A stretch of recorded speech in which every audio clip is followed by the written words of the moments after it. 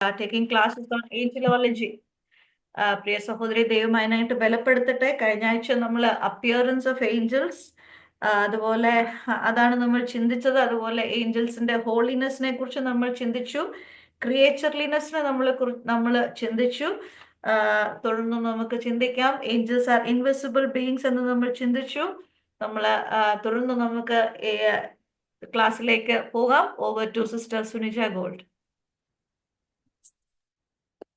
Price the lord. കർത്താവിന്റെ നാമത്തിന് മഹത്വം ഉണ്ടാകട്ടെ. ഇങ്ങനെ ഒരു തിങ്കളാഴ്ച ദിവസം കൂടെ കർത്താവിന്റെ സന്നിധിയിൽ കടന്നു വരുവാൻ ദൈവം നൽകിയിട്ടുള്ള ഈ വലിയ ഭാഗ്യത്തെ ഓർത്ത് ദൈവത്തിന് സ്തോത്രം ചെയ്യുന്നു. ആദ്യമേ സാൻഡി പറയുണ്ടായി, ഇത്ര മരണങ്ങളാണ് ഓരോ ദിവസവും നടക്കുന്നത്. ഇന്നും ഞങ്ങളുടെ അടുത്ത സ്ട്രീറ്റില് ഒരു 43 years ആയ ഒരു ചേച്ചി പെട്ടെന്ന് ഹാർട്ട് അറ്റാക്ക് ആണോ എന്ത് വന്നെന്ന് അറിയില്ല. രാവിലെ 6 മണിയായപ്പോ മരിച്ചു. ഇപ്പൊ വൈകിട്ട് 6 മണിയായപ്പോ അടക്കി. എല്ലാവരുടെയും ജീവിതം ഇങ്ങനെയൊക്കെയാണ്. നമുക്ക് അടുത്ത നിമിഷം എന്താ നമ്മുടെ ജീവിതത്തിൽ സംഭവിക്കുകയെന്നും നമുക്കൊന്നും പറയാനായിട്ട് പറ്റത്തില്ല. എന്നാലും കർത്താവ് ഇത്രത്തോളം ദൈവം നമ്മളെ സഹായിച്ചു. കർത്താവിന്റെ വചനം പഠിക്കുവാനായിട്ട് ദൈവം നമ്മളെ ഒരുക്കിയതിനെ ഓർത്ത് ദൈവത്തിന് സ്തോത്രം ചെയ്യുന്നു. വളരെ സന്തോഷമുണ്ട്. എന്റെ മുമ്പിൽ ഇരിക്കുന്ന അമ്മച്ചിമാരെയും ആന്റിമാരെയും ചേച്ചിമാരെയൊക്കെ നോക്കുമ്പോൾ എനിക്ക് സത്യം പറഞ്ഞാൽ ഞാൻ എപ്പോഴും ഓർക്കും, അയ്യോ ഇവരുടെ മുമ്പിലൊക്കെ വചനം പറയാൻ കർത്താവേ എനിക്ക് യാതൊരു യോഗ്യത ഇല്ലല്ലോ. എന്നാലും ഒത്തിരി എക്സ്പീരിയൻസും ഒത്തിരി വചനം അറിയാവുന്ന ആന്റിമാരും അമ്മച്ചിമാരും ചേച്ചിമാരൊക്കെ ഉണ്ട്. അവരെ ഓർത്ത് ദൈവത്തിന് സ്തോത്രം ചെയ്യുന്നു. അവരിങ്ങനെ വീഡിയോ ഒക്കെ ഓപ്പൺ ചെയ്ത് വെച്ചിരിക്കുന്നത് കാണുമ്പോഴേ ഭയങ്കര സന്തോഷം തോന്നുന്നു. ഏതായാലും ദൈവം നമ്മളെല്ലാരെയും കർത്താവിന്റെ വചനത്തിൽ നിന്ന് പഠിക്കുവാനായിട്ട് ദൈവം നമുക്ക് കൃപ തരട്ടെ. നമുക്ക് നമ്മുടെ ക്ലാസ്സിലേക്ക് പോകാം. നമ്മൾ ഏഞ്ചലോളജിയിൽ കഴിഞ്ഞ ആഴ്ച ജിൻസി ചേച്ചി ഓൾറെഡി പറഞ്ഞു. നമ്മൾ കഴിഞ്ഞ ആഴ്ച എന്തായിരുന്നു പഠിച്ചത്? ആത്മമൂർത്തി, സ്പിരിച്വൽ ബീയിങ്സ് കുറിച്ചും അവരുടെ അപ്പിയറൻസിനെ കുറിച്ചൊക്കെ പഠിച്ചല്ലോ. ഹോംവർക്ക് എനിക്ക് ഒത്തിരി പേര് മറന്നു പോയെന്ന് തോന്നുന്നു. സാരല്ല, എഴുതി വെച്ചിട്ട് അയക്കാൻ മറന്നു. സാരല്ല. ഏതായാലും നമുക്ക് ഇന്ന് അതിന്റെ തുടർമാനമായിട്ട് ഒരു ഇൻട്രസ്റ്റിംഗ് ആയിട്ടുള്ള ഒരു കാര്യം തന്നെ നമുക്ക് പഠിക്കാം. കഴിഞ്ഞ ആഴ്ച ഓർപ്പിച്ചായിരുന്നു the angel of the Lord. അപ്പം the angel of the Lord എന്ന് പറയുമ്പം നമ്മളെപ്പോഴും പറയും ഏഞ്ചലിന് ദ ഏഞ്ചൽ എന്നാ പറയുന്ന, ദൈവത്തിന്റെ ദൂതൻ അല്ലെ. അപ്പോൾ ഇന്ന് നമ്മൾ പഠിക്കാൻ പോകുന്നത് the angel of the Lord. ഞാൻ പറയുന്നത് വ്യക്തമായിട്ട് കേട്ടില്ലെങ്കിൽ ഒന്ന് പറയണേ. ഞാൻ ഡിവൈസ് മാറ്റാം അല്ലെങ്കിൽ റിപ്പീറ്റ് ചെയ്യാം. അപ്പം the angel of the Lord എന്ന് പറഞ്ഞു കഴിയുമ്പം നമ്മൾ ഓർക്കും ദൈവത്തിന്റെ ദൂതൻ. ഇത് വളരെ ഇൻട്രസ്റ്റിംഗ് ആയിട്ടുള്ള ഒരു കാര്യം തന്നെയാണ് നമ്മൾ ഇന്ന് നോക്കുവാനായിട്ട് പോകുന്നത്. നമ്മൾ ഏകദേശം ഏഞ്ചലോളജിയിൽ അവസാന ഭാഗത്തോട്ടൊക്കെ നമ്മൾ വന്നുകൊണ്ടിരിക്കുകയാണ്. അത് കഴിഞ്ഞിട്ട് നമുക്ക് ഡിമനോളജിയും സൈറ്റനോളജിയും ഉണ്ട്. അതും ഏഞ്ചലോളജിയിൽ താഴെ വരുന്നതാണ്. അപ്പൊ നമ്മൾ ഏഞ്ചലോളജിയിൽ the angel of the Lord എന്ന് നമ്മൾ ഇന്ന് പഠിക്കുവാനായിട്ട് പോകുമ്പോൾ പലപ്പോഴും നമ്മൾ മെസ്സേജുകളിലൊക്കെ കേട്ടിട്ടുണ്ടാവും. തിയോളജിയിൽ ഇങ്ങനെ ഒരു ടേം ഉണ്ട്, all the theophanies are in Old Testaments are in Christophanies. ഒന്നുകൂടെ ഞാൻ പറയാം, all the theophanies are in Old Testament is Christophanies. അതായത് പഴയ നിയമത്തിൽ പറഞ്ഞിരിക്കുന്ന ദൈവത്തെ കണ്ട, ദൈവം പ്രത്യക്ഷനായി, ദൈവം വെളിപ്പെട്ടു എന്നൊക്കെ നമ്മൾ കാണുന്നതല്ല ക്രിസ്റ്റോഫനീസ്, അതായത് യേശു ക്രിസ്തുവായിരുന്നു എന്ന് നമ്മൾ പലപ്പോഴും മെസ്സേജിലൊക്കെ കേട്ടിട്ടുണ്ടാവും. എന്നാൽ ഇന്ന് നമ്മൾ the angel of the Lord, ദൈവത്തിന്റെ ദൂതൻ, പഴയ നിയമത്തിൽ പല സ്ഥലങ്ങളിലും പ്രത്യക്ഷനായി എന്ന് നമുക്ക് കാണുവാനായിട്ട് കഴിയും. മലയാളത്തിൽ എനിക്ക് തോന്നുന്നു വളരെ വ്യക്തമായിട്ട് നമുക്കത് കാണുവാനായിട്ട് കഴിയില്ല. എന്നാലും നമുക്ക് ചില വേദഭാഗങ്ങളൊക്കെ വായിക്കുമ്പോൾ മനസ്സിലാക്കുവാനായിട്ട് സാധിക്കും.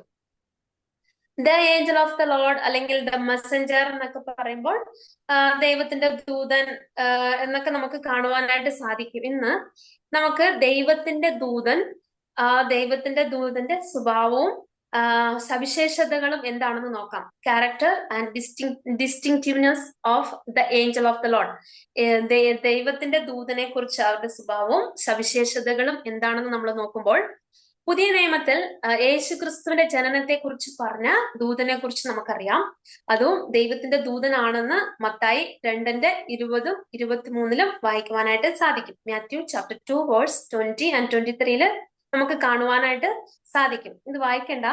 നമ്മള് വാസ്തവത്തിൽ ദൂതന്മാരിൽ വ്യത്യാസമായിട്ടുള്ളത് the angel of the Lord തന്നെ ദൈവം എന്ന് നാമകരണം ചെയ്തിരിക്കുന്നത് നമുക്ക് കാണുവാനായിട്ട് കഴിയും. ഒന്നുകൂടെ പറയാം, the angel of the Lord ദൈവം എന്ന് പറഞ്ഞിട്ടുള്ളത് നമുക്ക് കാണുവാനായിട്ട് കഴിയും. എന്നാൽ ദൈവവചനത്തിൽ ആദ്യ കഥാപാത്രങ്ങളായിരിക്കുന്നവർക്ക് മുഖാമുഖമായിട്ട് സംസാരിച്ചതിനെ കുറിച്ച് നമുക്ക് കാണുവാൻ സാധിക്കും. അബ്രഹാമിനോട് ദൈവത്തിന്റെ ദൂതൻ വന്ന് സംസാരിച്ചു. നമുക്കൊരു വാക്യം വായിക്കാം. ഉൽപ്പത്തി പുസ്തകം 16-ാം അധ്യായം 7-ാമത്തെ വാക്യം. Genesis chapter 16 verse 7. എടുക്കുമ്പോ പെട്ടെന്നൊന്ന് വായിക്കണേ. ഉൽപ്പത്തി 16:7. പിന്നെ യഹോവയുടെ ദൂതൻ മരുഭൂമിയിൽ ഒരു നീരുറവിന്റെ അരികെ. യഹോവയുടെ ദൂതൻ, യഹോവയുടെ ദൂതൻ. ഇംഗ്ലീഷിൽ the angel of the Lord എന്നാണ് പറഞ്ഞിരിക്കുന്നത്. അതുപോലെ തന്നെ 21:17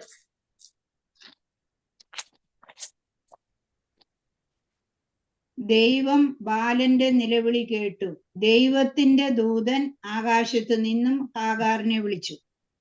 ദൈവത്തിന്റെ ദൂതൻ. അവിടെ ഇംഗ്ലീഷില് ഒരു ഫ്രേസ് ഒന്ന് വായിക്കാമോ? God heard the boy crying, and the angel of God called to Hagar from heaven and said to her. The angel of God എന്ന് നമുക്ക് അവിടെ കാണുവാൻ സാധിക്കും.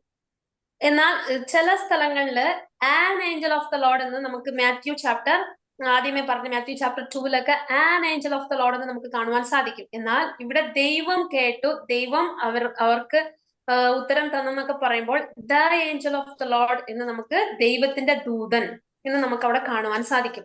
അപ്പോൾ അബ്രഹാമിനോട് നമ്മൾ ഉൽപ്പത്തി 22:11-15 വാക്യങ്ങളിൽ വായിക്കുമ്പോൾ അവിടെയും അവിടെ the angel of the Lord എന്ന് കാണുവാനായിട്ട് കഴിയും.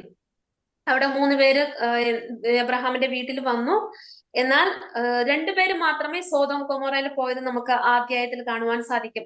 ജെനസിസ് ചാപ്റ്റർ 22 വേഴ്സ് 11 and 15 വായിക്കണ്ട, ജസ്റ്റ് ഒന്ന് നോക്കാൻ വേണ്ടിട്ട് പറഞ്ഞതാ. അപ്പോൾ ഇവിടെ the angel of the Lord എന്ന് പറയുമ്പോൾ ഇവിടെ an angel of the Lord അല്ല, എന്നാൽ അവിടെ ദൈവത്തിന്റെ ആബ്രഹാമിന്റെ ആരാധനയെ സ്വീകരിച്ചതൊക്കെ നമുക്ക് അവിടെ കാണുവാൻ സാധിക്കും. പിന്നെ യാക്കോബിനോടുള്ള ബന്ധത്തിൽ നമ്മൾ നോക്കുമ്പോൾ ഉൽപ്പത്തി 31:11-13 വരെയുള്ള വാക്യങ്ങളിൽ വായിക്കുമ്പോൾ ദ ഗോഡ് ഓഫ് ബത്തേൽ എന്ന് കാണുവാൻ സാധിക്കും. അപ്പോൾ ഈ ആദി പിതാക്കന്മാർക്ക് പ്രത്യക്ഷനായത് the angel of the Lord, ദൈവത്തിന്റെ പുത്രനായിരിക്കുന്ന ക്രിസ്തു അല്ലെങ്കിൽ ദൈവം തന്നെ അവർക്ക് വെളിപ്പെട്ടു എന്ന് നമുക്ക് കാണുവാനായിട്ട് സാധിക്കും. അതുപോലെ തന്നെ മോശയ്ക്ക് മുൾപ്പടപ്പിൽ പ്രത്യക്ഷപ്പെട്ടതും the angel of the Lord ആണ്. ആ വാക്യം നമുക്ക് വായിക്കാം. Exodus chapter 3 verse 6. പുറപ്പാട് 3-ാം അധ്യായം 6-ാമത്തെ വാക്യം. എനിക്ക് തോന്നി മലയാളത്തിൽ 5-ആം തോന്നുന്നു. അപ്പോൾ അവൻ ഇങ്ങോട്ട് അടുക്കരുത്, നീ നിൽക്കുന്ന സ്ഥലം വിശുദ്ധ ഭൂമിയാകയാൽ കാലിൽ നിന്ന് ചെരുപ്പഴിച്ചു കളക എന്ന് കൽപ്പിച്ചു. ഞാൻ അബ്രഹാമിന്റെ ദൈവവും ഇസഹാക്കിന്റെ ദൈവവും യാക്കോബിന്റെ ദൈവവുമായി നിന്റെ പിതാവിന്റെ ദൈവം ആകുന്നു എന്നും അവൻ അരുളി ചെയ്തു. മോശ ദൈവത്തെ നോക്കുവാൻ ഭയപ്പെട്ട് മുഖം മൂടി.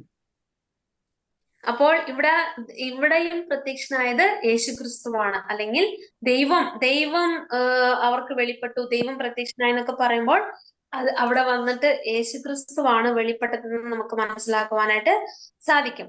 അതുപോലെ തന്നെ മിസ്രൈമിൽ നിന്ന് യഹൂദന്മാരെ കാനാൻ ദേശത്തേക്ക് കൊണ്ടുവന്നതും ഈ the angel of the Lord അല്ലെങ്കിൽ പുത്രനായിരിക്കുന്ന ക്രിസ്തു നമ്മള് എന്ന് കാണുവാനായിട്ട് കഴിയും. അതേ എക്സോഡസ് പുറപ്പാട് പുസ്തകം 13-ാം അധ്യായം 21-22 വാക്യങ്ങളിലും 14-ാം അധ്യായം 19-ാമത്തെ വാക്യത്തിലും നമ്മൾ വായിക്കുമ്പോൾ അത് കാണുവാനായിട്ട് കഴിയും. ഞാൻ ഒരു പ്രാവശ്യം കൂടെ റെഫറൻസ് പറയാം. പുറപ്പാട് പുസ്തകം 13-ാം അധ്യായം 21-22 വാക്യം, 14-ാം അധ്യായം 19-ാമത്തെ വാക്യം. 13-ന്റെ 21-22 കേൾക്കുന്നില്ല സുനിജ. പുറപ്പാട് 13:21-22. കേൾക്കാം കേൾക്കുന്നില്ല? കേൾക്കാം ആ കേൾക്കാം. എനിക്ക് കേൾക്കാൻ. ഡാർലി ആന്റി ഇപ്പൊ കേൾക്കാമോ? ആന്റിക്ക് എന്തോ നെറ്റ് ഡാർലി ആന്റി, എനിക്ക് കേൾക്കുന്നില്ലല്ലോ. ഇപ്പൊ കേൾക്കാമോ? അവിടെ നെറ്റ് കേൾക്കുന്നില്ല. ഒന്ന് റീജോയിൻ ചെയ്യാമോ ആന്റി? ആ ശരി. സുനിജ ഇപ്പൊ പറയുന്നുണ്ടോ? ഇല്ല ഇല്ല, ഇപ്പൊ ഞാൻ പറയാൻ പോവാണ്ടി. ആ ഇപ്പൊ കേൾക്കാം. കേൾക്കാം. Okay okay. പുറപ്പാട് 13-ാം അധ്യായം 21-22 വാക്യം, 14-ാം അധ്യായം 19-ാമത്തെ വാക്യം. പിന്നെ ഏഞ്ചൽ ഓഫ് ഗോഡില് എന്റെ നോട്ട്സിൽ ഇതില്ല, ഇത് എക്സ്ട്രാ ആണ്. എനിക്കൊന്ന് ഞാൻ കഴിഞ്ഞ പ്രാവശ്യം ഓഡിയോ മെസ്സേജ് ഇട്ടപ്പം ഏഞ്ചൽ ഓഫ് ദ ലോർഡ് ഞാൻ പറഞ്ഞില്ലെന്ന് തോന്നുന്നു. അത് ആ നോട്ട്സിൽ ഉൾപ്പെട്ടിട്ടില്ല. അപ്പം ഇതിപ്പോ സൂം ആയതുകൊണ്ട് നമുക്ക് ഡിസ്കസ് ചെയ്യാലോ, അതുകൊണ്ട് നമുക്ക് ഇതും കൂടെ ആഡ് ചെയ്യാൻ ഓർത്തു. പിന്നെ നോട്ട്സിൽ ഇല്ലാത്ത വേറൊരു ഇതും കൂടെ നമ്മൾ പഠിക്കുന്നതായിരിക്കും, സൺസ് ഓഫ് ഗോഡ്. അതും ജസ്റ്റ് ഒന്ന് വ്യൂസ് നമ്മൾ പറഞ്ഞു പോകുന്നതായിരിക്കും. അപ്പൊ ഇത് നോട്ട്സിൽ ഇല്ലാത്തത് കൊണ്ടാണ് ഞാൻ ഒന്നും കൂടെ ഇടയ്ക്ക് ഒന്ന് എക്സ്ട്രാ റെഫറൻസ് 1-2 പ്രാവശ്യം കൂടെ പറയുമ്പോൾ എഴുതാനായിട്ട് സാധിക്കും. ഒന്നും കൂടെ ഞാൻ ആ റെഫറൻസ് പറയാം. പുറപ്പാട് പുസ്തകം 13-ാം അധ്യായം 21-22 വാക്യം, 14-ാം അധ്യായം 19. ഓക്കെ. അതുപോലെ തന്നെ നമ്മൾ ബാലാക്കിന്റെ ജീവിതത്തിൽ നോക്കുമ്പോൾ അവിടെയും ദ ഏഞ്ചൽ ഓഫ് ദ ലോർഡിനെ കുറിച്ച് കാണുവാനായിട്ട് സാധിക്കും. അത് നമ്പേഴ്സ് ചാപ്റ്റർ 22:22. സംഖ്യാപുസ്തകം 22-ാം അധ്യായം 22-ാമത്തെ വാക്യം. ആരെങ്കിലും ഒന്ന് എടുക്കുവാണെങ്കിൽ വായിക്കണേ. ഓക്കെ. 22-22. അവൻ പോകുന്നത് കൊണ്ട് ദൈവത്തിന്റെ കോപം ജ്വലിച്ചു. യഹോവയുടെ ദൂതൻ വഴിയിൽ അവന് പ്രതിയോഗിയായി നിന്നു. അവനോ കഴുതപ്പുറത്ത് കയറി യാത്ര ചെയ്യുകയായിരുന്നു. അവന്റെ 2 ബാല്യക്കാരും കൂടെ ഉണ്ടായിരുന്നു. അതേ വാക്യം ഇംഗ്ലീഷിൽ എങ്ങനെയാണ് തന്നിരിക്കുന്നത്? The angel of the Lord എന്നല്ലേ? And the angel of the Lord stood in the road. And the angel of the Lord. Okay. അപ്പോൾ ഇങ്ങനെ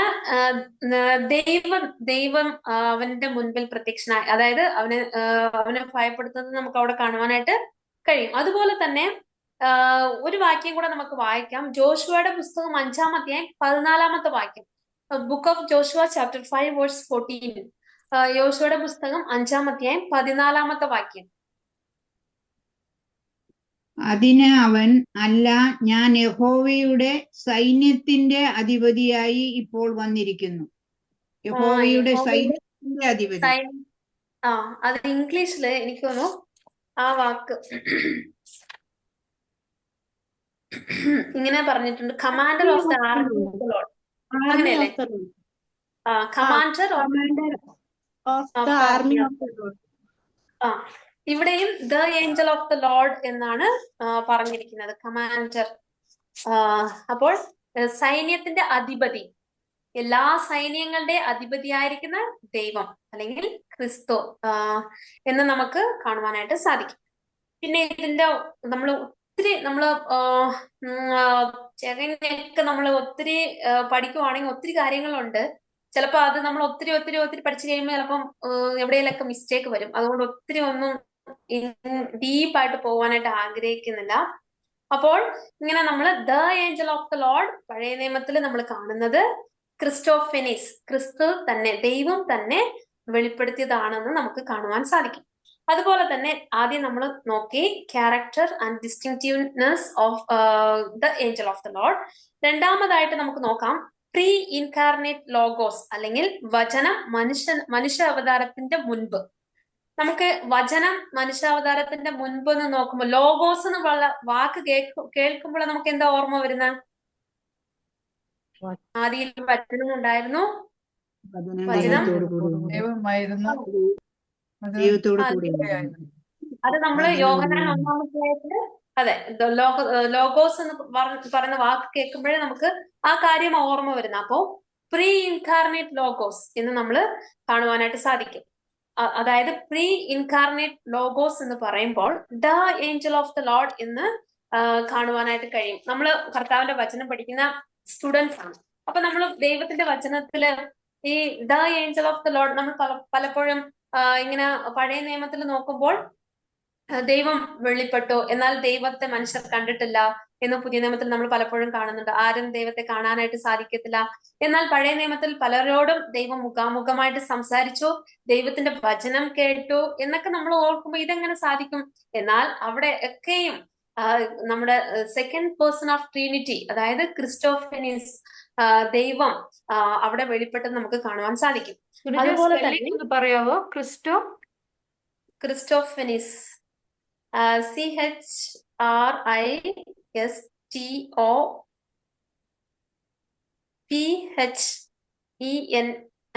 എനിക്ക് തോന്നുന്നു ഞാൻ കറക്റ്റ് ആയിട്ടാ പറയുന്നതെന്ന് തോന്നുന്നു. ക്രിസ്റ്റോഫനിസ്.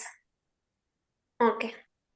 അപ്പോൾ നമുക്ക് ദൈവത്തിന്റെ വെളിപ്പാടിനെ കുറിച്ച് നമ്മൾ നോക്കുമ്പോൾ ന്യായാധിപന്മാരുടെ പുസ്തകം 2-ാം അധ്യായം 1-ാമത്തെ വാക്യത്തില്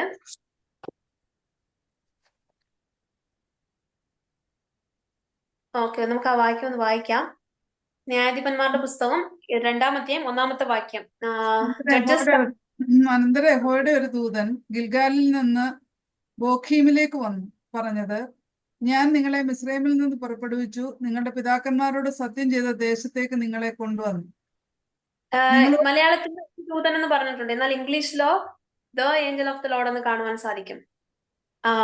അപ്പോൾ ഒരു ദൂതനല്ല ദൈവം മിസ്രൈമിൽ നിന്ന് അവിടെ കൊണ്ടുവന്നത്, എന്നാൽ ദൈവമാണ് ഞാൻ നിങ്ങളെ പുറപ്പെടുവിച്ചെന്നാ പറയുന്നത്. എന്നാൽ മലയാളത്തിൽ വന്നപ്പോൾ എനിക്കൊന്ന് ഒരു ദൂതൻ എന്നാണ് അവിടെ ഉണ്ടെന്ന് തോന്നി. എന്നാൽ അവിടെ യഥാർത്ഥത്തിൽ the angel of the Lord ആണ് ഞാൻ നിങ്ങളെ പുറപ്പെടുവിച്ചു എന്ന് കാണുവാൻ സാധിക്കുന്നത്. അപ്പോൾ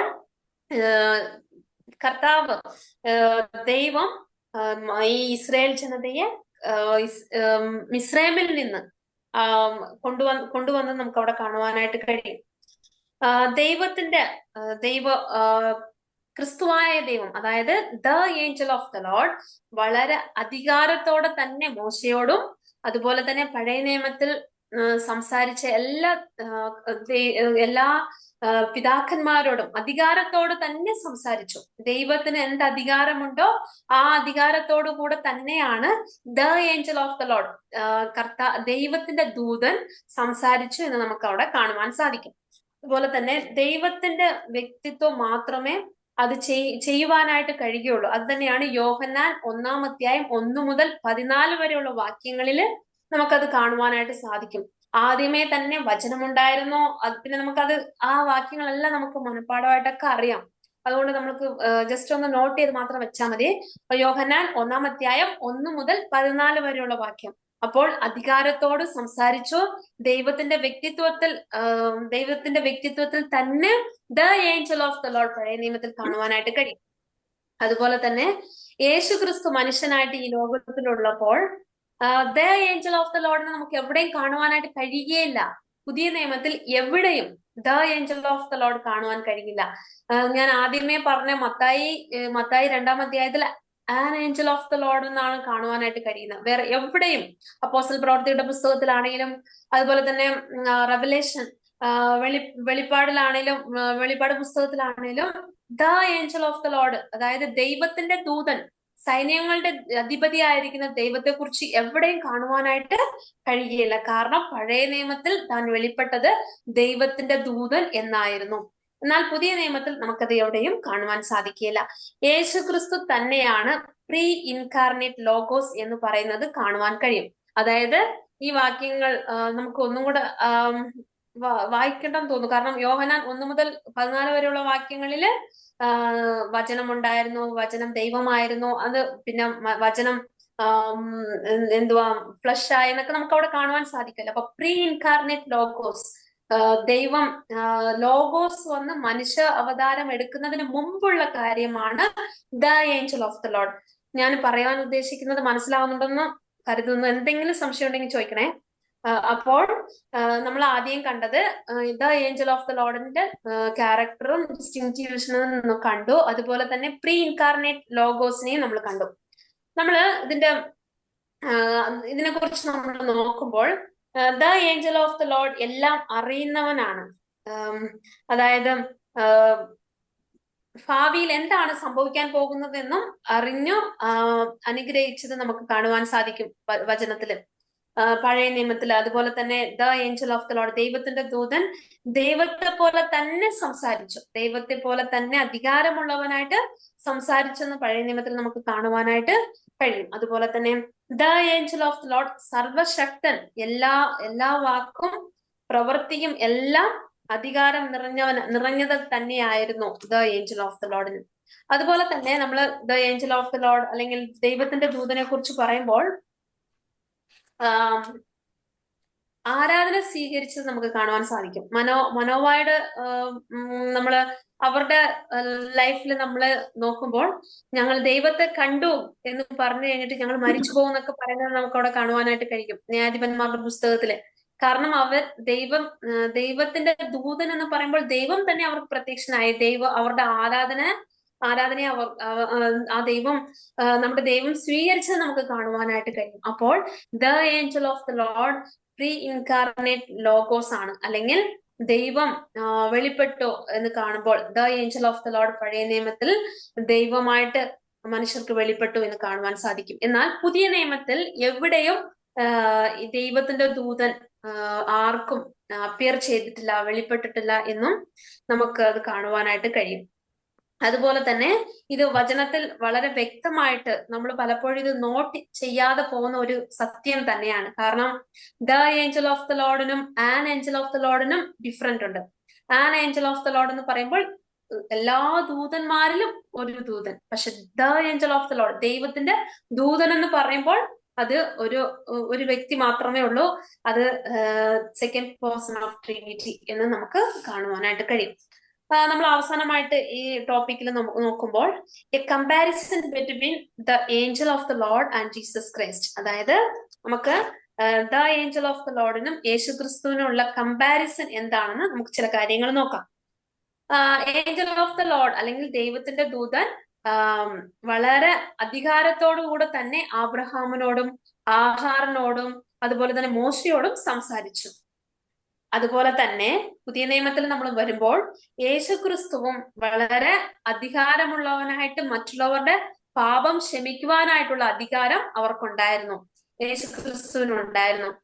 അത് മത്തായി 9-ാം അധ്യായം 6-ാമത്തെ വാക്യത്തിലും 22-ാം അധ്യായം 18-ാമത്തെ വാക്യത്തിലും ഉണ്ട്. ഒരു പ്രാവശ്യം കൂടെ പറയാം, ഒരു വാക്യം നമുക്ക് വായിക്കാം. Matthew chapter 9 verse 6, chapter 22 verse 18, 9 verse 6 മാത്രം വായിക്കാം. Matthew chapter 9 verse 6. എങ്കിലും ഭൂമിയിൽ പാവങ്ങളെ മോചിപ്പാൻ മനുഷ്യപുത്രന് അധികാരമുണ്ട് എന്ന് നിങ്ങൾ അറിയേണ്ടതിന് അവൻ പക്ഷപാതക്കാരനോട് എഴുന്നേറ്റ് കിടക്കയെടുത്ത് വീട്ടിൽ പോവുക എന്ന് പറഞ്ഞു. മനുഷ്യപുത്രന് അല്ലെങ്കിൽ യേശുക്രിസ്തുവിന് അധികാരമുണ്ടായിരുന്നു, പാപത്തെ ക്ഷമിക്കുവാനായിട്ടുള്ള അധികാരമുണ്ട്. പഴയ നിയമത്തിൽ അധികാരമുള്ളവനായിട്ട് the angel of the Lord ദൈവത്തിന്റെ ദൂതൻ കാണപ്പെട്ടു എന്ന് നമുക്ക് കാണുവാൻ സാധിച്ചു.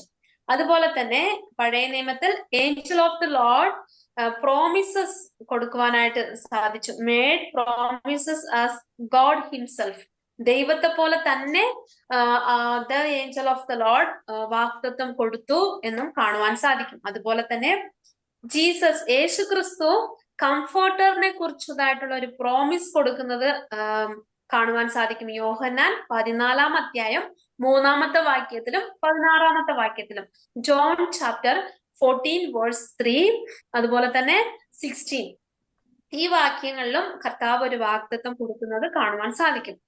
അതുപോലെ തന്നെ മൂന്നാമതായിട്ട് നമ്മൾ നോക്കുമ്പോൾ angel of the Lord performed miracles, കർത്താവിന്റെ ദൂതൻ അത്ഭുതം പ്രവർത്തിച്ചു. എവിടെയാണ് അത്ഭുതം പ്രവർത്തിച്ചത്? പഴയ നിയമത്തിൽ ആർക്കെങ്കിലും ഓർമ്മ വരുന്നുണ്ടോ?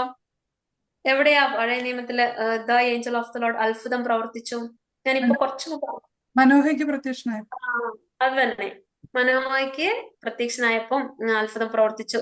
ന്യായാധിപന്മാരുടെ പുസ്തകം 6-ാം അധ്യായം 21-ാമത്തെ വാക്യം, ജഡ്ജസ് ചാപ്റ്റർ 6 വേഴ്സ് 21. ഇവിടെ ദൈവത്തിന്റെ ദൂതൻ അത്ഭുതം പ്രവർത്തിച്ചത് കാണുവാൻ സാധിക്കും. അതുപോലെ തന്നെ യേശുക്രിസ്തുവും വളരെ അധികം അത്ഭുതങ്ങൾ പ്രവർത്തിച്ചത് നമ്മൾ സുവിശേഷങ്ങളിൽ ഉടനീളം കാണുവാൻ സാധിക്കും. എന്നാൽ ചില വാക്യങ്ങൾ മാത്രം നമുക്ക് എഴുതാം. യോഹന്നാൻ 12-ാം അധ്യായം 37-ാമത്തെ വാക്യം, 21 അധ്യായം 25 വാക്യം. John chapter 12 verse 37, chapter 21 verse 25. യേശു ക്രിസ്തു അത്ഭുതങ്ങൾ പ്രവർത്തിച്ചെന്ന് നമുക്ക് കാണുവാൻ സാധിക്കും. അതുപോലെ തന്നെ അടുത്തതായിട്ട് നമ്മൾ നോക്കുമ്പോൾ angel of the lord protected God's. Reference ഒന്നും കൂടെ പറയാം. റെഫറൻസ് ഒന്നുകൂടി. ഓക്കെ. യോഹന്നാൻ 12 അധ്യായം 37 വാക്യം, 21 അധ്യായം 25 വാക്യം. John chapter 12 verse 37, 21 verse 25. Okay. Angel of the lord വന്ന് ദൈവത്തിന്റെ മക്കളെ പ്രൊട്ടക്ട് ചെയ്തു എന്ന് നമുക്ക് കാണുവാൻ സാധിക്കും. 2 രാജാക്കന്മാരുടെ പുസ്തകം 19 അധ്യായം 35 വാക്യത്തിലും ഈ ഒരു വാക്യം നമുക്ക് വായിക്കാം. 2 Kings ചാപ്റ്റർ 19 വേഴ്സ് 35. പിന്നെ ഒരു വാക്യം കൂടെ എഴുതാം. യെശയ്യാവ് 37:36. ഒരു പ്രാവശ്യം കൂടെ റെഫറൻസ് പറയാം. 2 രാജാക്കന്മാരുടെ പുസ്തകം 19 അധ്യായം 35 വാക്യം. യെശയ്യാവ് പ്രവചന പുസ്തകം 37 അധ്യായം 36 വാക്യം. 2 Kings chapter 19 verse 35. Isaiah chapter 37 verse 36. കിട്ടിയില്ല?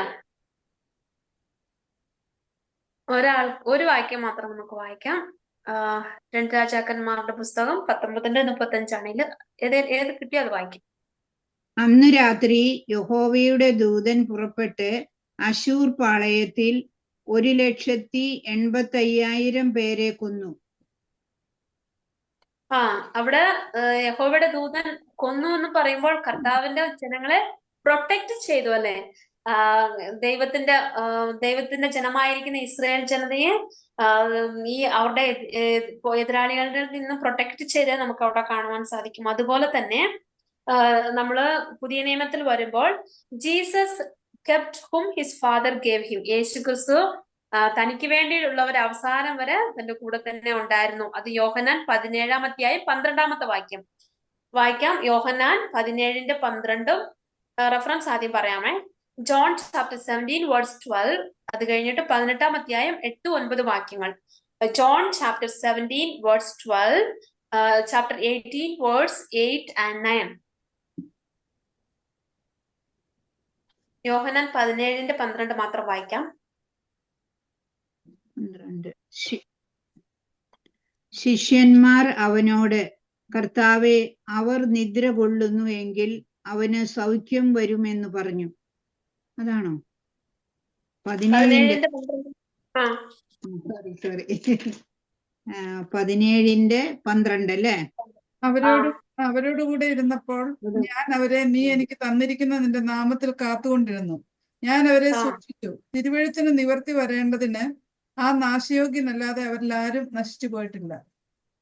ഞാൻ അവരെ സൂക്ഷിച്ചു എന്ന് ജീസസ് കെപ്റ്റ്, അതായത് ദൈവം അവരെ സൂക്ഷിച്ചു എന്ന് കാണുവാനായിട്ട് കഴിയും. പുതിയ നിയമത്തിൽ, പഴയ നിയമത്തിലും the angel of the Lord ദൈവത്തിന്റെ മക്കളെ പ്രൊട്ടക്ട് ചെയ്തു. പുതിയ നിയമത്തിലും യേശു ക്രിസ്തുവിന്റെ ജീവിതത്തിൽ നമുക്കത് കാണുവാൻ സാധിച്ചു. അതുപോലെ തന്നെ അടുത്ത് നമ്മൾ നോക്കുമ്പോൾ ഏഞ്ചൽ ഓഫ് ദ ലോർഡ്, ദൈവത്തിന്റെ ദൂതൻ ദാവീദിനെ പനിഷ് ചെയ്തത്, ജഡ്ജ് ചെയ്തത് നമ്മൾ കാണുവാനായിട്ട് കഴിയും. നമുക്കൊരു വാക്യം വായിക്കാം. സങ്കീർത്തനങ്ങൾ 7 അധ്യായം 11 വാക്യം. ഞാൻ റെഫറൻസ് ആദ്യം പറയാമേ. എങ്ങനെയാണ് ദൈവത്തിന്റെ ദൂതൻ പനിഷ് ചെയ്തതെന്ന് നമ്മൾ നോക്കുമ്പോൾ ഡ്യൂട്ടറോണമി ചാപ്റ്റർ 9 വേഴ്സ് 8, ആവർത്തനം 9 അധ്യായം 8 വാക്യം, പിന്നെ 20 വാക്യം, ഡ്യൂട്ടറോണമി ചാപ്റ്റർ 9 വേഴ്സ് 8 and 20, പിന്നെ സങ്കീർത്തനങ്ങൾ 7:11, സങ്കീർത്തനങ്ങൾ 7:11, സാംസ് 7:11, പിന്നെ 2 Kings chapter 17 verse 18. 2 Kings chapter 17 verse 18. കിട്ടിയോ? ദൈവത്തിന്റെ ദൂതൻ പണിഷ് ചെയ്ത് നമുക്ക് അവിടെ കാണുവാൻ സാധിക്കും. റെഫറൻസ് പറയണോ? കിട്ടിയായിരുന്നോ എല്ലാവർക്കും? ഓക്കെ, കിട്ടി. അപ്പോൾ ഓക്കെ. പുതിയ നിയമത്തിൽ നമ്മൾ നോക്കുമ്പോൾ ലോർഡ്സ് വാർണിംഗ് ഓൺ ജഡ്ജ്മെന്റ്, ദൈവത്തിന്റെ വാർണിംഗ്, അതായത് ദൈവം ലോകത്തെ ന്യായവിധിക്കാനായിട്ട് പോകുന്നുണ്ടെന്ന് പറഞ്ഞിട്ട് വാണിംഗ് കൊടുക്കുന്നത് നമുക്ക് പുതിയ നിയമത്തില് വെളിപ്പാട് പുസ്തകത്തിൽ കാണുവാനായിട്ട് കഴിയും.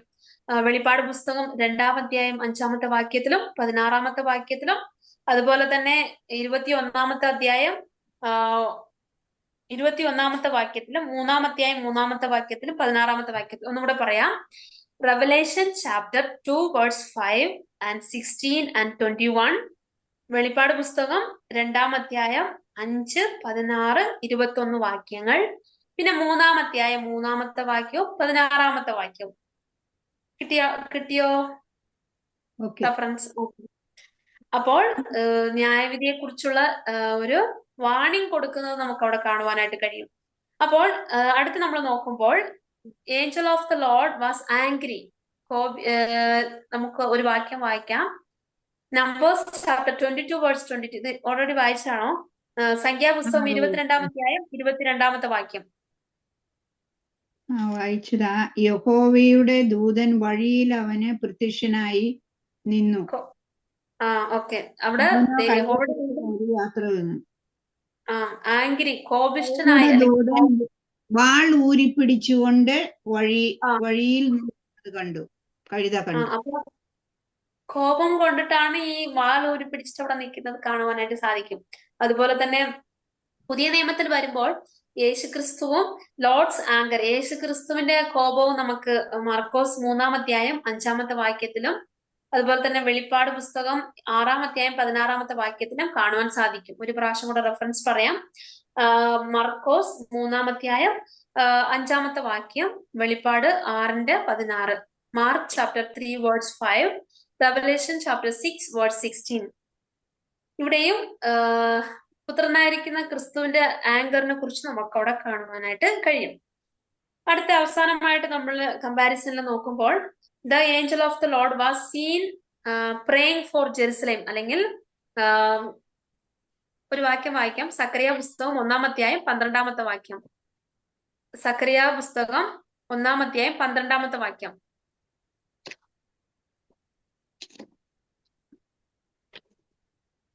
1:12 അല്ലേ? എന്നാറെ യഹോവയുടെ ദൂതൻ, സൈന്യങ്ങളുടെ യഹോവേ, ഈ 70 സംവത്സരം നീ ഇരിക്കുന്ന യെരുശലേമിനോടും യഹൂദാ പട്ടണങ്ങളോടും നീ എത്രത്തോളം കരുണ കാണിക്കാതിരിക്കും എന്ന് ചോദിച്ചു. അവിടെ the angel of the lord was scene, അതായത് ദൈവത്തോട് പ്രാർത്ഥിക്കുന്നത്, യെരുശലേമിനെ കുറിച്ച് പ്രാർത്ഥിക്കുന്നത് നമുക്ക് അവിടെ കാണുവാൻ സാധിക്കും. പുതിയ നിയമത്തിൽ വരുമ്പോൾ എബ്രായ ലേഖനം 7-ാം അധ്യായം 25-ാമത്തെ വാക്യം വായിക്കാം. Book of Hebrews chapter 7 verse 25.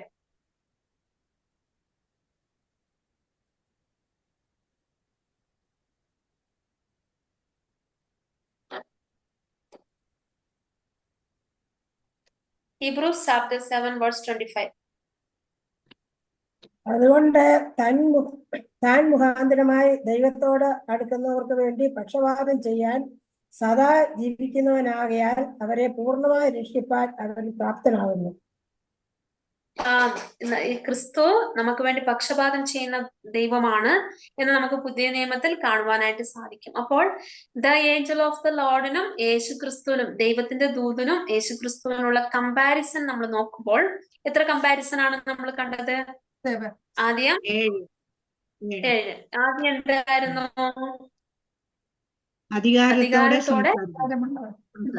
പുതിയ നിയമത്തിൽ യേശു ക്രിസ്തുവും അധികാരത്തോടെ സാധിച്ചു. രണ്ടാമത് എന്തായിരുന്നു കണ്ടത്? പ്രോമിസ്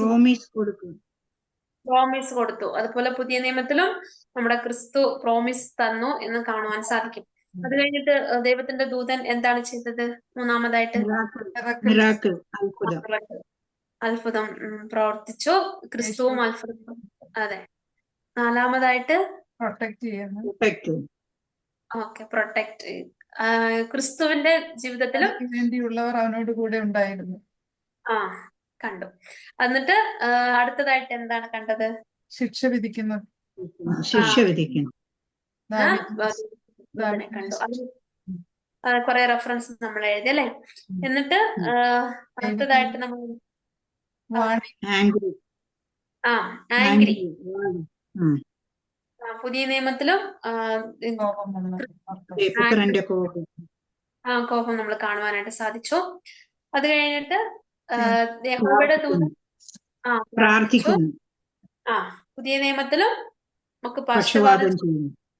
ക്രിസ്തുവിനെ നമുക്ക് കാണുവാൻ സാധിക്കും. അപ്പോൾ the angel of the Lord പഴയ നിയമത്തിൽ പഴയ നിയമത്തിൽ മാത്രമേ കാണുവാനായിട്ട് കഴിയുള്ളൂ. പുതിയ നിയമത്തിൽ ദ ഏഞ്ചൽ ഓഫ് ദ ലോർഡിന് എവിടെയും കാണുവാനായിട്ട് സാധിക്കത്തില്ല. കാരണം പ്രീ ഇൻകാർണേഷൻ ഓഫ് ലോഗോസ്, അതായത് പഴയ നിയമത്തിൽ ഇവിടത്തെ ഏഞ്ചൽ ഓഫ് ദ ലോർഡ് എന്ന് കാണുന്നതെല്ലാം യേശു ക്രിസ്തു ലോഗോസ് വചനം മനുഷ്യാവതാരത്തിന്റെ മുൻപ് ഉള്ള അപ്പിയറൻസ് ആണ് എന്ന് നമുക്ക് മനസ്സിലാക്കേണ്ടതാണ്. ഇത് നമ്മൾ പലപ്പോഴും ഇത് നോട്ട് ചെയ്യാത്ത ഒരു സത്യമാണിത്. കാരണം the angel of the Lord ദൈവത്തിന്റെ ദൂതൻ, എല്ലാരും ദൈവത്തിന്റെ ദൂതൻ എന്ന് നമ്മൾ വിചാരിക്കും. എന്നാൽ the angel of the Lord ദൈവത്തിന്റെ ദൂതനും സാധാരണ ദൂതനും വ്യത്യാസമുണ്ട്. അതാണ് ഒരു സംശയം ചോദിക്കട്ടെ? ലൂക്കോസ് 1:11 അപ്പോൾ കർത്താവിന്റെ ദൂതൻ ധൂപപീഠത്തിന് വലതുഭാഗത്ത് നിൽക്കുന്നതായിട്ട് അവന് പ്രത്യക്ഷനായെന്ന് അവിടെ രേഖപ്പെടുത്തിയിട്ടുണ്ട്. ലൂക്കോസ് 1:11.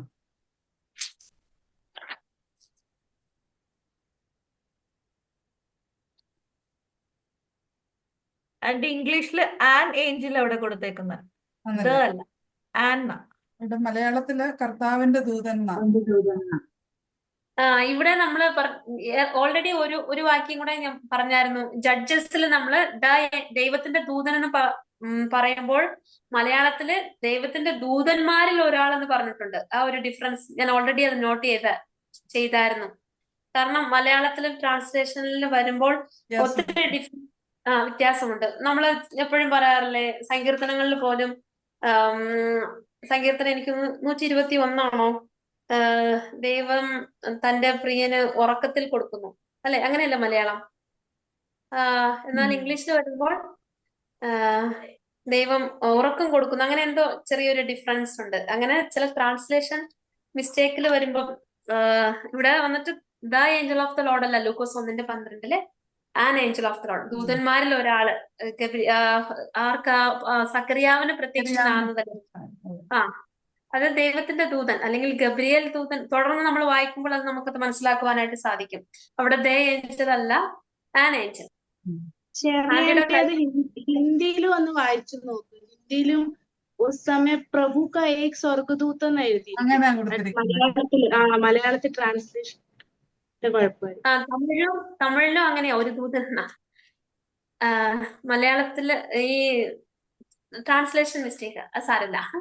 ആന്റി കഴിഞ്ഞ ആഴ്ച ചോദിച്ച ക്വസ്റ്റ്യൻ ഞാൻ പറയാമേ, എഴുതി.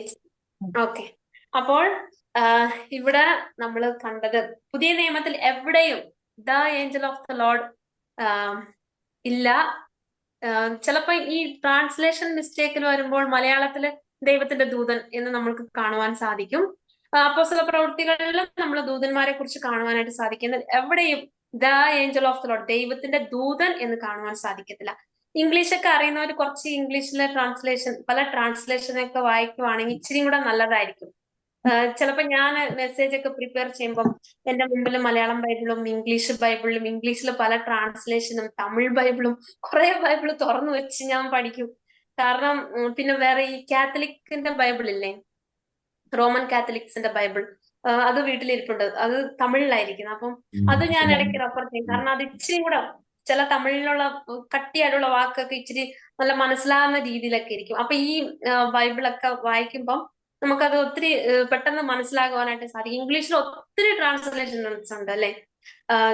എനിക്ക് NASB ആണ് കൂടുതൽ ഇഷ്ടം ഇംഗ്ലീഷിലെ ട്രാൻസ്ലേഷനിൽ. എന്നാൽ കൂടുതലും ആൾക്കാര് NKJV ആണ് യൂസ് ചെയ്യുന്നത്, അല്ലെ? എനിക്ക് നിന്റെ മുമ്പിൽ ഇരിക്കുന്ന എല്ലാ ആന്റിമാരും ചേച്ചിമാരൊക്കെ NKJV ആണ് യൂസ് ചെയ്യുന്നത്. പക്ഷെ എനിക്ക് പേഴ്സണലി എന്തോ ഞാൻ പഠിച്ച കാലം മുതലേ എനിക്ക് NASB കൂടുതൽ ഇഷ്ടം. ഞാൻ അതായിരുന്നു യൂസ് ചെയ്തോണ്ടിരുന്നത്.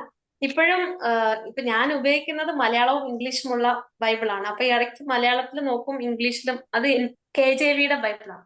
അപ്പൊ ഇങ്ങനെ പല ട്രാൻസ്ലേഷനിലുള്ള ബൈബിളൊക്കെ നമ്മൾ നോക്കുമ്പോൾ അത് ഒത്തിരി നമുക്ക് ക്ലിയർ ആയിട്ട് മനസ്സിലാക്കുവാനായിട്ട് സാധിക്കും. ഇത് എന്തൊരു ഭാഗ്യമല്ലേ, ദൈവം നമുക്ക് ഇങ്ങനെയുള്ള ഭാഷകളിലൊക്കെ പഠിച്ച് അതിന്റെ കാര്യങ്ങളൊക്കെ മനസ്സിലാക്കുവാനായിട്ടുള്ള ഒരു ഭാഗ്യമൊക്കെ തന്നെന്ന് പറയുമ്പം അത് ഭയങ്കര ഒരു എന്താ ദൈവത്തിന്റെ കൃപ തന്നെയാണ് അല്ലെ. ഇപ്പൊ തന്നെ സുജോ ഹിന്ദിയിൽ പറഞ്ഞു, പിന്നെ ഇംഗ്ലീഷിൽ ട്രാൻസ്ലേഷനിൽ നോക്കി, നമ്മൾ മലയാളത്തിൽ പറഞ്ഞു, അങ്ങനെ തമിഴിൽ, അങ്ങനെ കുറെ ലാംഗ്വേജിലൊക്കെ പഠിക്കുമ്പോൾ അത് വളരെ ബ്യൂട്ടിഫുൾ ആയിട്ട് നമ്മൾ കർത്താവിന്റെ വചനം പഠിക്കുവാനായിട്ട് സാധിക്കും. ദൈവത്തിന് സ്തോത്രം.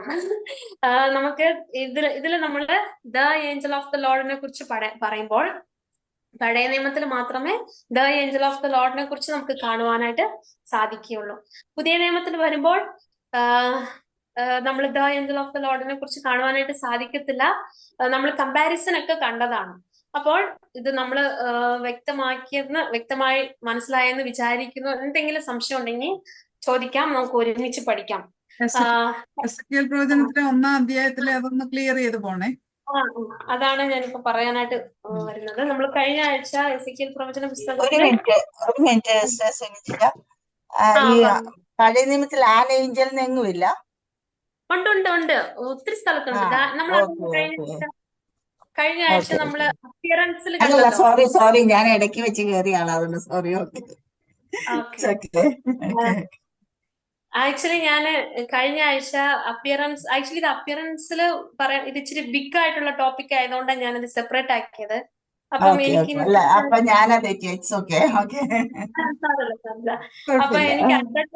അസൈൻമെന്റിന്റെ ക്ലൂ തന്നപ്പം ദ ഏഞ്ചൽ ഓഫ് ദ ലോർഡിനെ കുറിച്ച് ഇടയ്ക്കൊന്ന് പറഞ്ഞായിരുന്നു, ഓർക്കുന്നുണ്ടോന്ന് അറിയില്ല. അപ്പൊ the angel of the Lord എന്ന് പറയുമ്പോൾ അത് ഇച്ചിരി ലെങ്തി ആയിട്ട് നമ്മൾ പഠിക്കുവാണെങ്കിൽ ഇച്ചിരി കൂടെ വ്യക്തമായിട്ട് മനസ്സിലാവും. അതുകൊണ്ട് തന്നെയാണ് ഇതൊരു സെപ്പറേറ്റ് ക്ലാസ് ആക്കാന്ന് വിചാരിച്ചു. എനിക്ക് തോന്നുന്നു സമയവും കഴിയാറായി. ഇത് അപ്പം ദ ഏഞ്ചൽ ഓഫ് ദ ലോർഡിനും ആൻ ഏഞ്ചൽ ഓഫ് ദ ലോർഡിനും ഉള്ള ഡിഫറൻസ് മനസ്സിലായി കാണുമെന്ന് വിചാരിക്കുന്നു. പഴയ നിയമത്തിൽ പറഞ്ഞിട്ടുള്ള ദൂതനും ദൈവത്തിന്റെ ദൂതനും ഉള്ള വ്യത്യാസം മനസ്സിലായെന്ന് വിചാരിക്കുന്നു. തുടർന്നും നമുക്ക് പഠിക്കാം. നമുക്കിപ്പം എസെക്കിയേൽ പ്രവചന പുസ്തകം 1-ാം അധ്യായത്തില് ഷേർലി ആന്റി കഴിഞ്ഞ ആഴ്ച ചോദിച്ച ഒരു കാര്യം ഉണ്ടായിരുന്നു. എസെക്കിയേൽ പ്രവചന പുസ്തകം 1-ാം അധ്യായം പഠിക്കുമ്പോൾ 10-ാം അധ്യായം ചേർത്ത് വായിക്കുവാണെങ്കിൽ ഇച്ചിരി കൂടെ വ്യക്തമായിട്ട് മനസ്സിലാവും.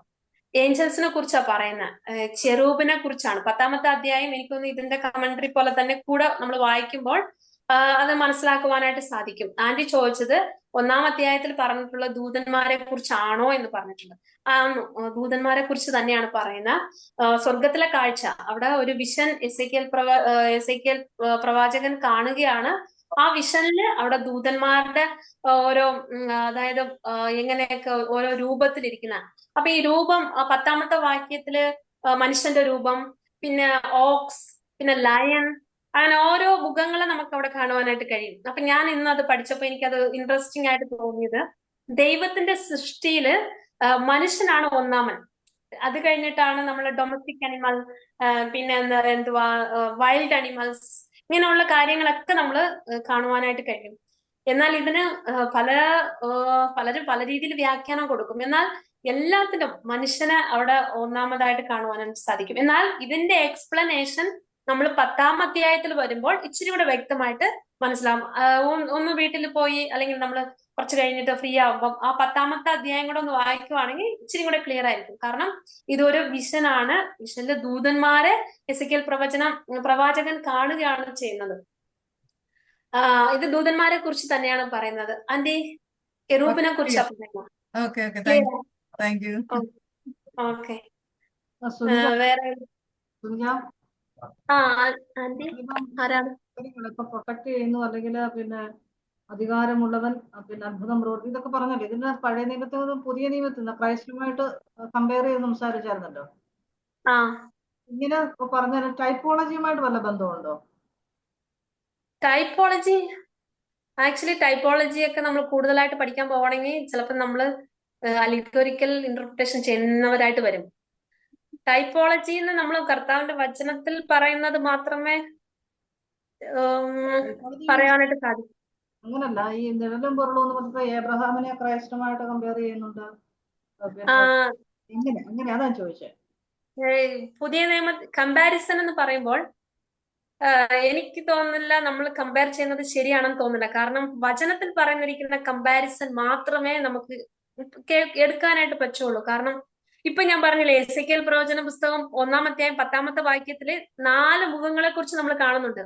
അതില് ഇതിപ്പോ ഈ ക്വസ്റ്റ്യൻ വന്നുകൊണ്ട് ഞാൻ പറയാ, ലയനെ കുറിച്ച് പറയുന്നത് മാത്യു എക്സ്പ്ലെയിൻ ചെയ്യുന്നതാണെന്നും, അത് കഴിഞ്ഞിട്ട് എന്തുവാ ഓക്സിനെ കുറിച്ച് പറയുന്നത്, അങ്ങനെ ഓരോ 4 മൃഗങ്ങളുടെ ഫേസ് പറയുന്നത് ഓരോ ഗോസ്പൽസിനെ കുറിച്ച് എക്സ്പ്ലെയിൻ ചെയ്യുന്നതാണെന്നും വേദപണ്ഡിതന്മാരോ അല്ലെങ്കിൽ പല അനുകരിക്കൽ ഉണ്ടെന്ന് ഇന്ന് എനിക്ക് വായിച്ചപ്പോൾ മനസ്സിലായി. പക്ഷെ നമ്മളത് അങ്ങനെ നമ്മൾ ഇന്റർപ്രറ്റ് ചെയ്യാൻ പറ്റുമോ എന്ന് എനിക്ക് തോന്നുന്നില്ല. കാരണം വചനമായിട്ട് ഇന്റർപ്രറ്റ് ചെയ്യുന്നതായിരിക്കും ബെസ്റ്റ്. കാരണം അപ്പോഴല്ലേ നമ്മൾ പുതിയ നിയമത്തിൽ വരുമ്പോൾ യേശുക്രിസ്തുവിനെ കുറിച്ച് പറഞ്ഞിട്ടുള്ളത് കാര്യം, സർപ്പം, മോശെ സർപ്പത്തെ മരുഭൂമിയിൽ ഉയർത്തി, അത് ക്രിസ്തുവിനോടുള്ള ആ ഒരു ടൈപ്പോളജിയാണ്. പിന്നെ അത് കഴിഞ്ഞിട്ട് പാറ, അടിക്കപ്പെട്ട പാറയെ കുറിച്ച് പറയുന്നത് അത് ക്രിസ്തുവിനോടുള്ള ബന്ധത്തിൽ പറഞ്ഞിട്ടുണ്ട്.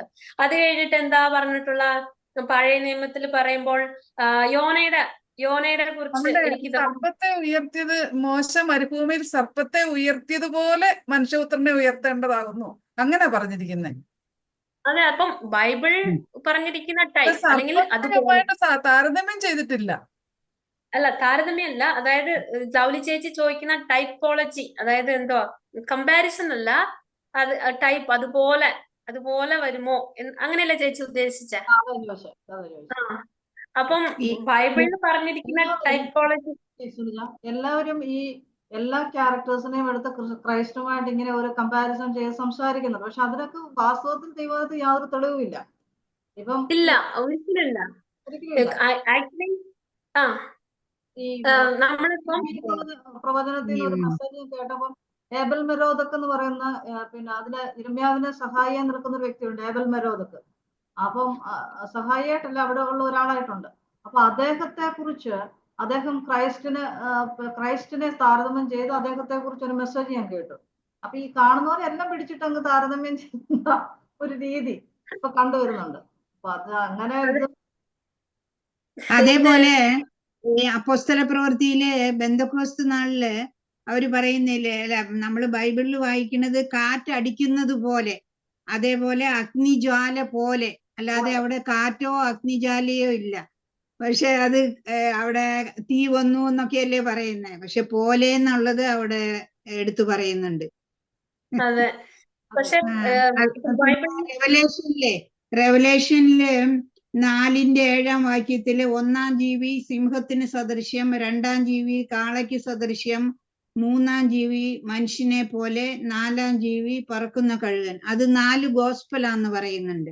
അത് തന്നെ എസെക്കിയേൽ പ്രവചന 1-ാം അധ്യായത്തിൽ അതേപ്പറ്റി വിവരിച്ചിരിക്കുന്നു. 10-ാമത്തെ വാക്യത്തില്. പിന്നെ 1-ാമത്തെ അധ്യായം 10-ാമത്തെ അധ്യായം ഒന്നിച്ച് വായിക്കുവാണെങ്കിൽ ഇച്ചിരി കൂടെ നമുക്ക് ക്ലിയർ ആവും. അത് ഏഞ്ചലിക് ബീങ്ങിനെ കുറിച്ചാണ് പറയുന്ന. അവിടെ എസെക്കിയേൽ പ്രവാചകൻ കാണുന്ന വിഷനാണ്. ആക്ച്വലി ബൈബിളില് നമ്മൾ വ്യാഖ്യാനം ചെയ്യുമ്പോൾ, ഒരു വാക്യം പഠിക്കുമ്പോൾ അതിന്റെ മുമ്പിലത്തെ വാക്യം, അതിന്റെ പിൻപലത്തെ വാക്യം, അല്ലെങ്കിൽ ആ ചാപ്റ്ററിന് മുൻപ്, അങ്ങനെ പഠിച്ചാണ് നമ്മൾ ബൈബിൾ വ്യാഖ്യാനം ചെയ്യേണ്ടത്. നമ്മൾ അങ്ങനെ പഠിച്ചിട്ടാണ് ബൈബിൾ മനസ്സിലാക്കേണ്ടത്. ചിലരൊക്കെ ഒരു വാക്യം എടുത്തിട്ട് പറയുന്ന അതൊക്കെ എക്സ്പ്ലനേഷൻ ഒക്കെ എനിക്ക് തോന്നുന്നില്ല, അത് ഞാൻ മനസ്സിലാക്കിയിട്ടുള്ളത് അത് വ്യക്തമായിട്ടുള്ള ഒരു ഇന്റർപ്രിട്ടേഷൻ ആയിരിക്കത്തില്ല. കാരണം നമ്മൾ പല പ്രസംഗങ്ങൾ കേൾക്കുമ്പോൾ എന്തുവാ ഈ ശമാര്യക്കാരന്റെ ഉപമ അവിടെ ക്രൈസ്റ്റിനെ കൊണ്ടുവരുന്നുണ്ട്. അതായത് അവതാരം വന്നത് കർത്താവായിരുന്നു എന്ന് പറയുന്നു. പക്ഷെ അവിടെ വ്യക്തമാണ് ശമരിയക്കാരനെ വന്നതെന്ന് വ്യക്തമാണ്. അത് കർത്താവാണെന്നുള്ളത് നമുക്ക് തെളിവൊന്നുമില്ല. പക്ഷെ അങ്ങനെ ഒരു ഇന്റർപ്രിട്ടേഷൻ വരുന്നുണ്ട്. കർത്താവാണ് നല്ല ശമരിയക്കാരൻ. അവസാനം അങ്ങനെ പറഞ്ഞ നിർത്തുന്ന കർത്താവാണ് നല്ല ശമരിയ. പക്ഷെ കർത്താവ് ആ ഉപമയുണ്ട് നമ്മളോട് പറയുന്നത് ആ ശമരിയക്കാരനെ പോലെ നമ്മളൊക്കെ ശമരിയക്കാരൻ അല്ലെങ്കിൽ ആ ഒരു ആറ്റിറ്റ്യൂഡ് നമ്മിലേക്ക് വരണമെന്നാണ്. പക്ഷെ അവസാനം എല്ലാരും പറഞ്ഞു നിർത്തുന്നത് കർത്താവാണ് ശമരിയക്കാരൻ എന്ന് പറഞ്ഞ് അത് നിർത്തി പോരുകയാണ്. ചേച്ചി ഇടയ്ക്ക് പോയായിരുന്നു. 2 സനിജ ഉണ്ട്. ഞാൻ അതിന് ഞാൻ പുറത്തു വന്നു. അപ്പം നമ്മള് ഇങ്ങനെ എന്തോ ഈ വേറൊരു എക്സ്പ്ലനേഷൻ ഉണ്ട്. ഈ കഴുതയുടെ 4 കാല് 4 ഗോസ്പലാന്ന് പറയും. ഇങ്ങനെ ചെറിയ ചെറിയ ഇതൊക്കെ എനിക്കറിയത്തില്ല ഇങ്ങനെയൊക്കെയാ ഇതൊക്കെ പ്രസംഗിക്കുന്നതെന്ന്. നമ്മള് പക്ഷെ നമ്മുടെ സഭകളിൽ ഇങ്ങനത്തെ പ്രസംഗങ്ങളൊക്കെ വളരെ കുറവാണ്. കാരണം എനിക്ക് തോന്നുന്നു ഞാൻ CSA ബാക്ക്ഗ്രൗണ്ടിൽ നിന്ന് വന്നത് കൊണ്ട് നമ്മുടെ ദൈവത്തിന്റെ കൃപയാൽ നമ്മുടെ സഭകളിലൊന്നും ഇത്ര അലിഗരിയും ഇത്ര അലിഗറിയായിട്ടുള്ള കാര്യങ്ങളൊക്കെ പ്രസംഗിക്കുമെന്ന് തോന്നുന്നില്ല. കേൾക്കാമോ? പറഞ്ഞു. ഓക്കെ. എന്നാലും ചിലപ്പോൾ നമ്മളിപ്പോ ഒത്തിരി മെസ്സേജസ് കേൾക്കുമ്പോൾ ചിലപ്പം കേൾക്കാൻ നല്ല ഇൻട്രസ്റ്റ് ആയിരിക്കും. പക്ഷെ എന്നാൽ കർത്താവിന്റെ വചനത്തിലുള്ളത് തന്നെയാണോ പറയുന്നതെന്ന് നമ്മള് ബെരായക്കാരെ പോലെ ശരിക്കും കർത്താവിന്റെ വചനം പഠിച്ചിട്ട് നമ്മൾ എന്തോരം പഠിച്ചിട്ടും പരിജ്ഞാനം ഇല്ലാത്തവരായിട്ടല്ല, പരിജ്ഞാനം ഉള്ളവരായിട്ട് അത് നല്ലപോലെ അത് വേർതിരിച്ച് കാണുവാനുള്ള ജ്ഞാനത്തിന് വേണ്ടി നമുക്ക് കർത്താവിനോട് പ്രാർത്ഥിക്കാം. കാരണം വചനത്തെ വചനമാണ് വ്യാഖ്യാനം ചെയ്യേണ്ടത്. നമ്മൾ വചനത്തെ അങ്ങനെ വചനം പറഞ്ഞിട്ടുള്ള ആ രീതിയിൽ തന്നെ പഠിക്കുമ്പോൾ ഒരു വാക്യത്തിൽ നിന്ന് അതിന്റെ ഓൾറെഡി നമ്മൾ BSM ഒക്കെ നമ്മൾ പഠിച്ചതാണ്. അതിന്റെ മുമ്പത്തെ വാക്യം, അത് കഴിഞ്ഞത്തെ വാക്യം, അതുപോലെ തന്നെ ഓരോ കാര്യങ്ങൾ ഇങ്ങനെ നമ്മൾ വ്യക്തമായിട്ട് പഠിക്കുമ്പോൾ മാത്രമേ എന്തൊക്കെ കാര്യങ്ങളാ ഒരു ദിവസം ഒരു വാക്യം പഠിക്കുന്ന ഒത്തിരി സമയമാകും. അങ്ങനെയൊക്കെ പഠിച്ച് മനസ്സിലാക്കി ആരെങ്കിലൊക്കെ പറയുന്നത് ശരിയാണെന്നൊക്കെ അത് നമുക്ക് അക്സെപ്റ്റ് ചെയ്യാനായിട്ട് പറ്റത്തില്ല. വചനം നോക്കണം. ബെരായക്കാരെ പോലെ നിർഗുണസാരി, അങ്ങനെയല്ല മലയാളത്തിലെ നിർഗുണസാരികളായിട്ടിരിക്കണം. മലയാളത്തിൽ നിർഗുണം ആൾക്കാരെ പോലെ വചനം പരിശോധിച്ചിരുന്നു. അവര് കേട്ട വചനം അതങ്ങനെ തന്നെയോ എന്ന് പരിശോധിച്ചു. അങ്ങനെ. പക്ഷെ ഇത് കമ്പാരിസൺ ഞാൻ ഏഞ്ചൽ ഓഫ് ദ ലോർഡും ക്രൈസ്റ്റും ആയിട്ട് കമ്പയർ ചെയ്തത്, അതായത് പഴയ നിയമത്തിൽ ഇങ്ങനെ നടന്നു, പുതിയ നിയമത്തിൽ യേശുക്രിസ്തു ഇങ്ങനെ നടന്നു, അതാണ് ഉദ്ദേശിച്ചത്. എന്നാൽ ഇത് നമ്മള് ഒത്തിരി ടൈപ്പോളജിയോ അങ്ങനെയല്ല, just the angel of the Lord Christ തന്നെയായിരുന്നു. അല്ലെങ്കിൽ തിയോഫനീസ്, പഴയ നിയമത്തിൽ ക്രിസ്തു വെളിപ്പെട്ടത് the angel of the Lord എന്ന പേരിലായിരുന്നു. പുതിയ നിയമത്തിൽ ക്രിസ്തു ആയിട്ടിരുന്നു. പുതിയ നിയമത്തിൽ എവിടെയും the angel of the Lord നമുക്ക് കാണുവാനായിട്ട് കഴിയില്ല. അതാണ് ഉദ്ദേശിച്ചത്. മനസ്സിലായോ? ഓക്കെ. വേറെ എന്തെങ്കിലും സംശയം ഉണ്ടോ? ഇല്ലെങ്കിൽ എനിക്ക് മെസ്സേജ് ചെയ്താൽ നമുക്ക് അടുത്ത ആഴ്ച ഡിസ്കസ് ചെയ്യാം. ടൈപ്പോളജി പറഞ്ഞതിന്റെ ഒരു കാര്യം പറഞ്ഞോട്ടെ. ഞാൻ ലവ്ലി ചോദിച്ചില്ലേ, ടൈപ്പോളജിയുടെ കാര്യം പറഞ്ഞില്ലേ, മനുഷ്യനെ കമ്പയർ ചെയ്യുന്നേ പഴയ നിയമത്തില് ചോദിച്ചില്ലേ? ലവ്ലി ചോദിച്ചല്ലോ ഇപ്പോഴേ. കേൾക്കുന്നുണ്ടോ? അല്ല, ഞാൻ പറയുന്നേ, every human being bone from Adam, we cannot compare any human being with Jesus Christ. Only Jesus Christ മാത്രമേ വിത്തൗട്ട് സിന്നില് സ്ത്രീയുടെ സന്തതിയായിട്ട് ജനിച്ചിട്ടുള്ളൂ. ഇവരൊക്കെ നീതിമാന്മാരായത് ക്രിസ്തുവിലൂടെ. അതുകൊണ്ട് ഒരു മനുഷ്യനെ നമ്മൾ പഠിക്കുമ്പോൾ ഏതെങ്കിലും അവിടെ നടന്ന കാര്യങ്ങൾ കർത്താവിലേക്കുള്ള നിഴലല്ലാതെ ആ വ്യക്തിയെ നമ്മൾ ഒരിക്കലും നിഴലായിട്ട് പറയാൻ പാടില്ല. ഒരു വ്യക്തികളെ അല്ലേ?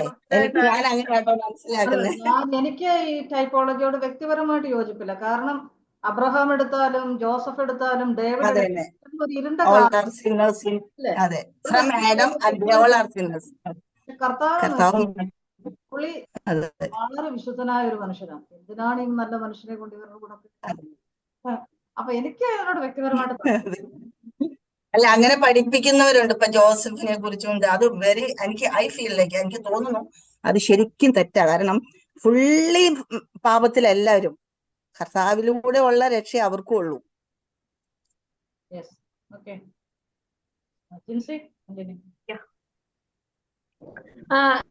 ചേച്ചി ആരാണ് പറഞ്ഞത്? ഓക്കെ.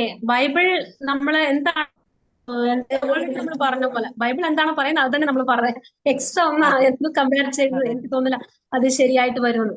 എക്സ്ട്രാ കമ്പാരിസൺ നമ്മളായിട്ട് യൂഹിച്ച് ഇത് തന്നെയായിരിക്കും, അങ്ങനെ തന്നെയായിരിക്കും. ചിലപ്പോൾ അത് ബൈബിള് പഴയ നിയമത്തിൽ പറഞ്ഞു, പുതിയ നിയമത്തിലോ അല്ലെങ്കിൽ ബൈബിളെ തന്നെ ഇന്റർപ്രിറ്റ് ചെയ്യണം.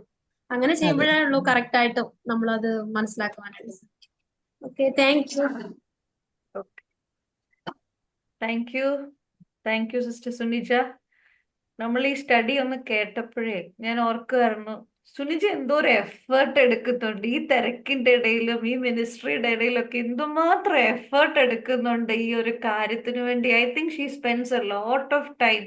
So I think she deserves a big thank you from all of us. Thank you Sunija, God bless U.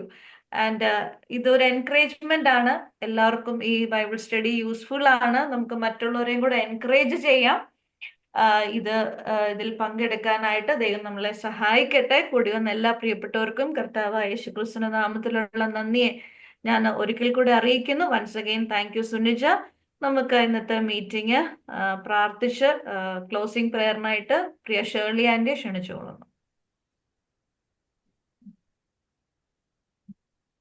സ്നേഹവാനായ ഞങ്ങളുടെ ദൈവമേ, സ്വർഗീയപിതാവേ, നല്ല സമയത്തിനായിട്ട് നന്ദിയോട് സ്തോത്രം ചെയ്യുന്നു, സ്തുതിക്കുന്നു. ബൈബിൾ സ്റ്റഡിക്കായിട്ട് അടിയങ്ങൾക്ക് ഇന്ന് കൂടി വരുവാൻ തന്ന അവസരത്തിനായിട്ട് സ്തോത്രം. അങ്ങയുടെ സന്നിധിയിലിരിക്കുമ്പോൾ, അങ്ങയുടെ വചനം പഠിക്കുമ്പോൾ ആ ഭയത്തിലും ഭക്തിയിലും കർത്താവെ ഞങ്ങളായി തീരുവാൻ സഹായിക്കണമേ. ആ ഭക്തി ഉണ്ടെങ്കിൽ മാത്രമേ ഞങ്ങൾക്ക് ആ പരിജ്ഞാനം ലഭിക്കത്തുള്ളല്ലോ കർത്താവെ. യഹോവ ഭക്തി ജ്ഞാനത്തിന്റെ ആരംഭമാവുന്നു. പരിശുദ്ധനെ കുറിച്ചുള്ള പരിജ്ഞാനം, വിവേകമെന്ന് ഞങ്ങൾ തിരുവചനത്തിൽ വായിക്കുന്നു. ആ പരിജ്ഞാനം ലഭിക്കുവാൻ, ആ വിവേകം ലഭിക്കാൻ ഞങ്ങളുടെ ജീവിതത്തിൽ ഇടയാക്കണമെന്ന് പ്രാർത്ഥിക്കുന്നു. പഠിക്കുന്ന വചനങ്ങളൊക്കെ അതങ്ങനെ തന്നെയോ എന്ന് പെരോവയിലെ വിശ്വാസികളെ പോലെ കർത്താവ് വിചിന്തനം ചെയ്ത് മനസ്സിലാക്കുവാനുള്ള കൃപ ഞങ്ങൾക്ക് നൽകി തന്ന് സഹായിക്കണം. പ്രിയമകൾ സുനിജയ്ക്കായിട്ട് നന്ദിയോട് സ്തോത്രം ചെയ്യുന്നു കർത്താവെ. വളരെ ഇരുന്ന് പഠിച്ച് ആ നിലയിലാണ് അടിയങ്ങൾക്ക് ഇത് പകർന്നു തരുന്നത്. കർത്താവ് ധാരാളമായിട്ട് അനുഗ്രഹിക്കണം.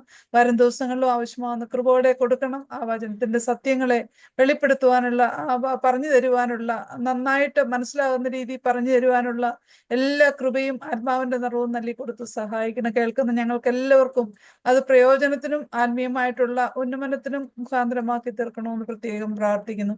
ലീഡിയയും അനിലിൻസിക്ക് ജിൻസിക്ക് കൊടുത്ത കൃപയ്ക്കായി സ്തോത്രം. തന്നെ അനുഗ്രഹിക്കണം. എല്ലാ ദൈവകൃപ കൊണ്ട് നിറയ്ക്കണേ എന്ന് കുടുംബമായിട്ട് കൊടുക്കുന്ന എല്ലാ കൃപകൾക്കായിട്ടും നന്ദി പറയുന്നു. ധാരാളമായിട്ട് അനുഗ്രഹിക്കണമെന്ന് പ്രാർത്ഥിക്കുന്നു. പാട്ട് പാടുവാൻ ലവലിക്ക് കൊടുത്ത കൃപയ്ക്കായി സ്തോത്രം. തന്നെ അനുഗ്രഹിക്കണം. കൊടുത്തിരിക്കുന്ന എല്ലാ നല്ല കാഴ്ചപ്പാടുകൾക്കായിട്ട് സ്തോത്രം. കുടുംബമായിട്ട് അവരെ അനുഗ്രഹിക്കണം. എല്ലാ കൃപകളെ കൊണ്ട് നിറയ്ക്കണമെന്ന് പ്രാർത്ഥിക്കുന്നു. ഞങ്ങൾക്ക് ഇങ്ങനെ ഒത്ത് ഇരുന്ന് കർത്താവിന്റെ വചനം പഠിക്കുവാൻ തന്ന അവസരത്തിനായിട്ട് സ്തോത്രം. എൽസി ആന്റിക്ക് ഇന്ന് കടന്നു വരുവാൻ സഹായിച്ചതിനായിട്ട് സ്തോത്രം. കഴിഞ്ഞ ദിവസങ്ങളിലൊക്കെ യാത്രയിലായിരുന്നു.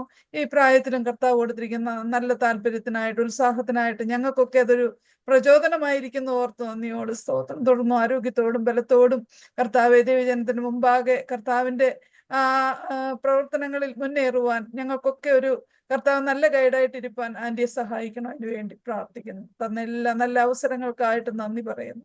ഇന്ന് പഠിച്ച വചനങ്ങൾ ഞങ്ങളുടെ ഹൃദയത്തിൽ അത് വേരൂന്നി വളരുവാൻ ദൈവമേ ഞങ്ങളെ സഹായിക്കണം. ഞങ്ങളെ തന്നെ അതിനു വേണ്ടി താഴ്ത്തി സമർപ്പിക്കുന്നു. ഞങ്ങളുടെ കുറവുകളും കുറ്റങ്ങളും പോരായ്മകളും ഒന്നും അവിടുന്ന് ഓർക്കല്ലേ എന്ന് പ്രാർത്ഥിക്കുന്നു. അവിടുത്തെ കൃപകളാൽ അടികളെ നിറയ്ക്കണം.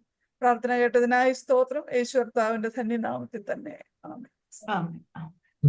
Thank you Shirley aunty. നമുക്ക് വെനസ്ഡേ സോദരി മീറ്റിംഗ് ഉണ്ട്. പ്രിയ എൽസി ബേബി ആന്റി ആയിരിക്കും message. So please don't forget. മറ്റുള്ളവരെയും എൻകറേജ് ചെയ്യുക. മാത്രമല്ല നമുക്ക് നിങ്ങൾക്ക് ഷെയർ ചെയ്യാൻ പറ്റുന്നിടത്തൊക്കെ അത് ഷെയർ ചെയ്യുക. നമുക്ക് പാർട്ടിസിപ്പൻസ് വേണം. ദൈവം സഹായിക്കട്ടെ. Thank you. Yes sister lovely. പ്രത്യേകം പ്രാർത്ഥിക്കാൻ വേണം എനിക്ക് വേണ്ടി.